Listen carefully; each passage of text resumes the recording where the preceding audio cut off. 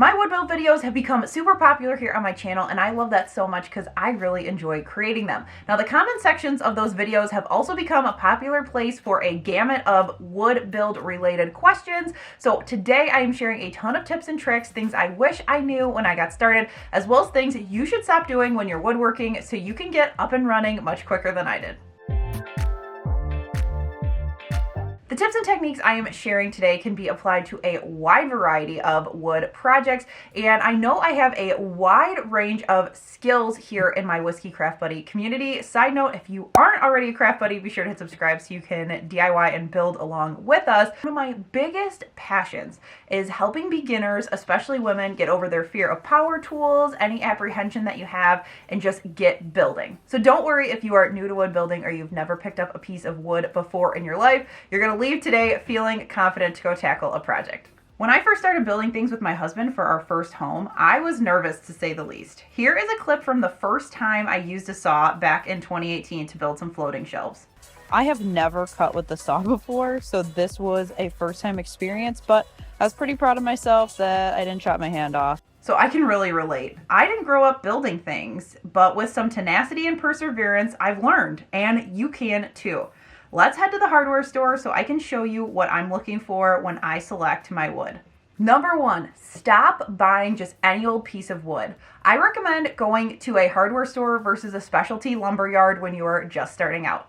The specialty lumber yards can be super overwhelming, and also their wood tends to be nicer but more expensive, and not the types that you're really going to want to learn on. Other reasons why I recommend the hardware store for wood is that they have easy to navigate and well-labeled wood sections, and I'm talking like Home Depot, Lowe's, and for my fellow Midwesterners, Menards, my favorite. For me, the two main types of wood you'll see me using are pine common boards and cedar. If you are looking for some nicer hardwoods, you can also typically find them at those stores as well, and I really like that pretty much everyone lives close to one of these. Don't rush the wood buying process. Go with a list and take your time, especially if you've never done this before. All three of those stores I mentioned will cut down wood for you in the store if you need it, which is great if you don't have tools at home, or if you're needing larger pieces of lumber cut down so it will fit into your car.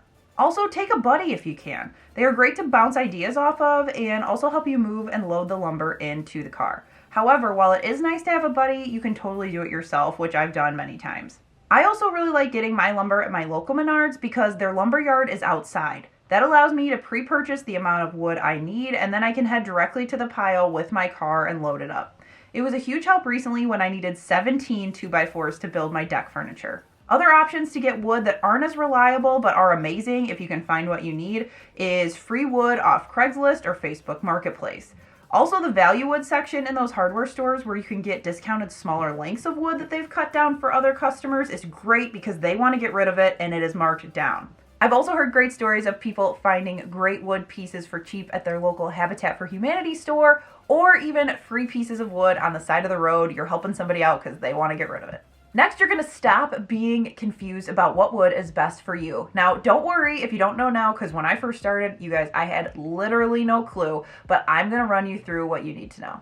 When you hear the term lumber, that refers to wood that's been processed to be used for projects. Then that lumber can either be hardwood or softwood. Softwood is the kind that I use, and it comes from conifer trees, which are ones that have needles and cones like a pine tree. They also usually are the most affordable. You see a lot of pine boards used in home construction and framing, and it's easy to work with because it's soft and gentler on your saw blades. And they are amazing for you to learn on and make some amazing wood projects because of the affordability. This type of wood can ding easily because the wood is soft, hence the name, so just something to keep in mind. The larger pieces of that common lumber is usually labeled as construction lumber, and if you've ever purchased a 2x4, you've purchased construction lumber. Now, hardwoods are ones that come from deciduous trees, which are basically trees with leaves like oak and maple. So why would someone buy a hardwood? Well, people use them for their durability as well as their grain patterns and their color. So with hardwoods, you don't normally paint it to cover up the value of the wood. Instead, it's protected with some sort of clear top coat like varnish, oil, or lacquer. But let's do a quick rundown of the types of wood you will see in the aisles at the store. So let's start with common lumber, also referred to as pine boards, and those boards are nominally 1 inch thick. We'll talk about that in a minute. They come in a variety of widths and they're always softwoods, most often pine, and it's your best bet when it comes to affordability. Most stores will have a range of quality lumber, like Menards, for example, has standard pine, quality pine, and select pine. And with each level up, the wood is smoother and overall nicer to work with, but it is also more expensive. So you can decide if you want to spend your time or your money on that sanding and finishing process. I typically go with the lower level standard and then just sand myself to keep the cost down. Another really inexpensive softwood option you'll see in the store are furring strips. You can usually find them in 1x2, 1x3, 1x4, or even 2x2 measurements. Furring strips are your budget wood, and that also means they are lower quality. Most furring strips are in a heap and they have some sort of defect. They're either warped, cracked, twisted, have a massive chunk out of them, or knots. The list goes on and on. Now, while you may have to take some extra time to find the good ones in that pile, they are inexpensive and they really help bring down the cost of a project, so I like working with them. Another softwood you've seen me use here before is cedar, and I like it because it is naturally rot resistant. And although they can be sometimes significantly more expensive than outdoor pressure treated lumber, if it's not too much more, I will splurge for it to avoid that pressure treated lumber. I also really love the smell of fresh cut cedar. Now, speaking of pressure-treated lumber, it is made for construction purposes when the wood will come in contact with the ground outdoors. So those pine boards we talked about before are not treated, but the pressure-treated lumber is pre-treated with chemicals to help the wood resist rot and decay when it's outdoors. I've used some pieces for indoor decor, but I do make sure to paint those to seal in any of those chemicals, and I don't stain pressure-treated wood anymore because the green flecks always show through and make my projects look funky. Project panels are another great option to check out. They're edge-glued pine to create one solid piece like these wood rounds, and you can also find rectangular pieces, sometimes called handy panels, in common sizes that don't require any cutting like a sheet of plywood would. And speaking of plywood, it was invented because large sheets of lumber were super rare, and for those that could find it, it was buku bucks. So they typically come in 2 foot by 4 foot or 4 foot by 8 foot panels, ranging from about 1/8 of an inch thick to 3/4 of an inch thick. I don't do a ton of work with plywood, but something to keep in mind is when you look at the pile, I almost never grab that top one because it's usually cupping like this one is here. Instead, I ask an employee for help or use my buddy if I brought one to help me get the second or third one down. Now, we did talk about hardwoods before, and because I don't really buy them, we're not going to dig too deep, but it is worth noting. I did make a rookie mistake when I was making one of my first signs because I bought a hardwood 1x2 and I just honestly thought wood was that expensive. Joke was on me, so that's why I'm sharing so you guys don't have to make the mistakes that I did. Also, if this is some of your first things that you're building, I don't recommend buying hardwood. It's honestly just so expensive and you're likely to make a few mistakes along the way. Heck, I still do. So it's much less stressful to make a mistake on a $2 board than it is a $30 board. Number 3, stop wasting your money on warped, cracked, or faulty lumber. So now that we know what kinds of wood are out there, how do we pick what ones are good enough to be added to our cart? The first thing I check when I pick up a piece of wood is to look for large cracks. That can weaken your wood. Then I also check for knots that are deep set in. Surface knots honestly can add a cool visual impact, but those deep set ones make it super hard to seal a project and also get nice joints. Then I make sure that there aren't any other chunks out of the wood, because if you're paying for it, you might as well get a good piece. And I find that more with furring strips, so I do avoid the ones that look like they have been bitten by a wood shark. Once that's done, I check to make sure that the board is straight, and I do that by looking down the length of the board with one eye closed. That way you can easily see any bowing or warping. And this is important because a warped board is so hard to work with, and it could eventually destabilize your project. Because for real, nobody wants Aunt Bethany falling through the chair you just built at Christmas. Now, I can usually tell with that first check of looking down the board if it's good, but another way you can check is by laying the board flat on the ground. If it doesn't rock or tip back and forth, then you're good, and it means it's laying flat. If it rocks, put it back and grab another one. Now, honestly, especially with pine boards, your wood is not going to be 100% perfect. Just know that, but doing these checks will help make it so you don't get home with a true lemon and essentially waste your money. Number 4, stop confusing the nominal size of a piece of wood with the actual size of a piece of wood.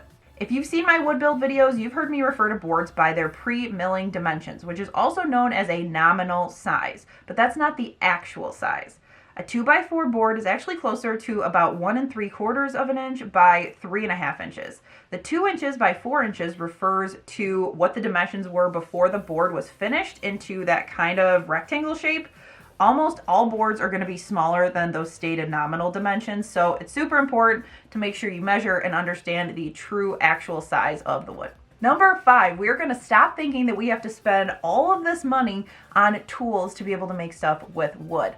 I'm a firm believer in building up your tool collection because even if you could go out and financially be able to buy it all at once, if you haven't done projects before, how are you going to know what kinds you need, what brands you like, all of those things? So just slow your roll and hear me out. The number one question I get time and time again is, what tools should I start out with if I'm a beginner? And here we go. I'm going to lay out my top 3 for you. Number 1 is a drill. Not only will it help with building, but it's also great to have around your house for odds and ends projects. And you can purchase a kit with different drill bits and heads to help you do more things with that one tool as well. After the drill, I would recommend number 2 being a miter saw if you can swing it.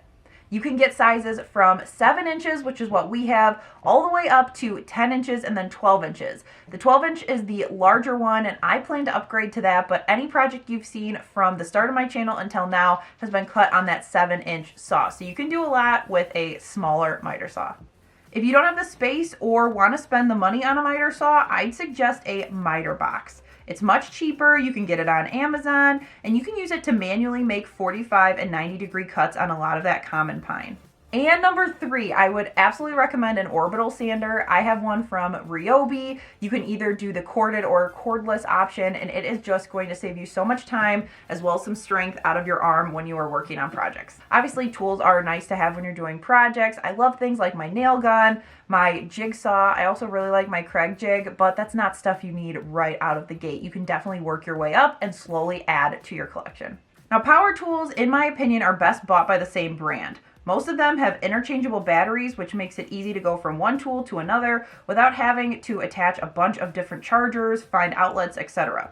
When I buy a new tool, I tend to go with Ryobi, which is a Home Depot exclusive, or Porter Cable because our drill and our jigsaw are Porter Cable.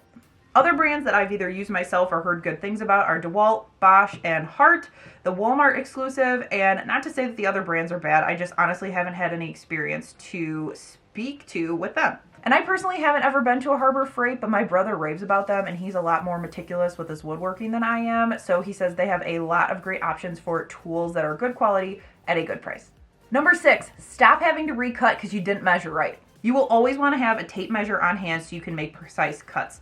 Tape measures are super inexpensive. When measuring, you can use this button to lock it so it won't recoil on you. And when you find your measurement, you can rack the tape measure forward or backwards to make sure it sits flush with the wood to mark it for your cuts. I would also recommend a marked tape measure like this for beginners, especially because it's really nice if you need like 21 1/8. You can just go to this and not have to do the math in your head of what these mean up here. And also when cutting, I make sure to have my light guide on. This will vary by brand for what it looks like, but once that's on, it helps me get my wood lined up to cut on the line.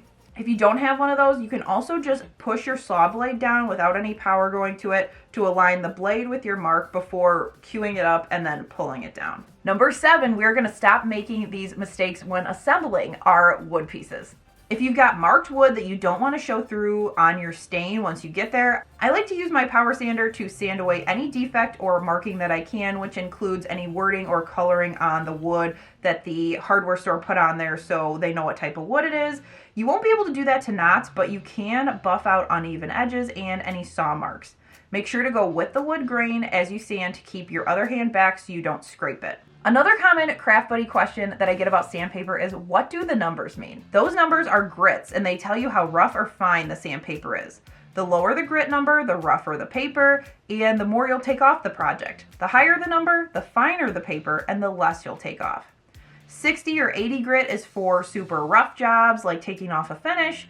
100 to 120 grit are my go-tos for general sanding, and things like 180, 200, or 220 are more for finishing, and I like to use them in between my polyacrylic coats for sealing. You can get sandpaper in blocks that are great for small projects and craft rooms. You can get it in sheets to add it to your sanding block, and you can also get it in different shapes depending on the size of your power sander. Screws are another pretty frustrating thing when you're first starting out, especially if you've never heard of a pilot hole, because you can screw it in and it can split your wood. So what I recommend doing is adding a pilot hole. You make that hole with a drill bit about the same size as the tip of your screw. That is going to prime the wood, so when you put the screw in, it's less likely to split.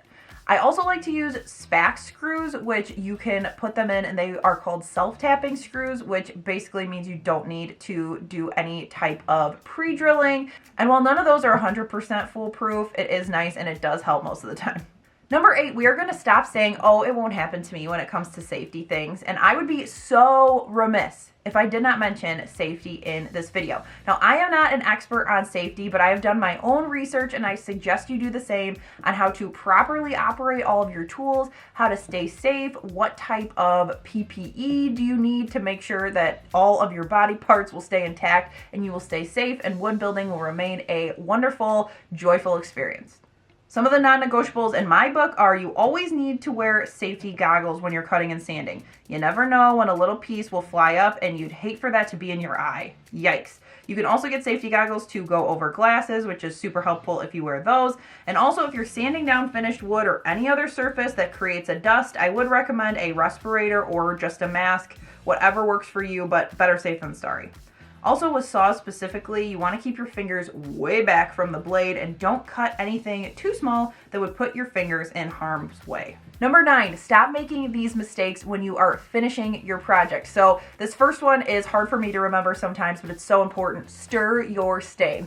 It can separate like a paint and you can get a color that looks literally nothing like you planned. I use a craft stick or a paint stir stick to stir until the colors look combined, and also be sure to scrape any pigment off the bottom of the can if it sat for a while. If you're working with a new stain, I would suggest trying on a scrap piece of wood so you know how it's going to look on the entire piece. That way you aren't going to ruin the whole built project if you don't like how it looks. I like to stain either with foam brushes and then wipe off the excess with a paper towel, or using these little sponges that you can get at your hardware store. You just dunk them in and apply. One non-negotiable for me while staining are gloves. I use those to protect my hands, and if I do get a little stain on them, I just use mineral spirits to remove it easily. You don't have to wait till you're completely done with the project to finish it. If you have things with like really tight corners or edges, sometimes it's easier to stain as you go and then assemble fully, just so then that way you can make sure each piece is covered correctly with stain. Another top craft buddy question is, should I use water-based or oil-based polyurethane to seal my project? Well, personally, I liked water-based, but let's cover them both. My preferred type of polyurethane to seal my projects is the water-based because it's clear, it dries fast, and it also does not yellow. If you're especially looking for something like a grayish stain or a whitewash or even a white stain, if you use that oil-based, it's going to give you a yellow tint and you're not going to like that. I usually do between 1 and 3 coats of the polyurethane, and if I'm doing multiple, I'll do 1, let it dry, sand it really quickly with a 220 grit sandpaper, that's super fine, and then take a cloth to get rid of any of the extra dust and apply the additional coats. You can repeat that as many times as you need. When applying the poly though, I always use a bristle brush. Stop using a foam brush because it's going to give you bubbles in the finish and it's not going to be smooth. Stop questioning if you can do this because you absolutely can. I hear from craft buddies all the time that they wish they could build things like I do. And I promise, friend, you can. It all depends on your comfort level, and we all start somewhere. Maybe don't try to build an entire set of wood furniture your first time out, but if you want to, hey, go for it. I was in your shoes once, I was scared of power tools, and I was wishing I could make something without having to wait for my husband to help me. Be sure to pick a project that feels like a good starting point for you. Jump in, always be safe, and get building. Another thing that really helped me when I was starting was finding inspiration and free plans from creators online. My absolute favorite is Anna Whit. I've mentioned her before. Her blog is full of so many great builds, free plans. I also love Shanty to Chic as well as the Woodshop Diaries. I will link all their info down below so you can check them out as well. If you have more questions relating to the entire wood building process that I didn't answer, be sure to leave them down in the comments and I'd be happy to answer them for you. I really hope today's video inspired you to either jump into wood building or jump in a little further if you've already started. As long as you're being safe, mistakes definitely do happen and they are a great learning process. And trust me, you can do it. It'll take a little time and a little practice, but I am here cheering you on. You can definitely do it. I've got my full wood build playlist linked for you on the screen here, so you can click that, head over and see some project-specific inspiration. And also, if you're new, be sure to hit subscribe so you don't miss any future builds. Thanks for watching, and I'll catch you in the next one. Happy building! Bye!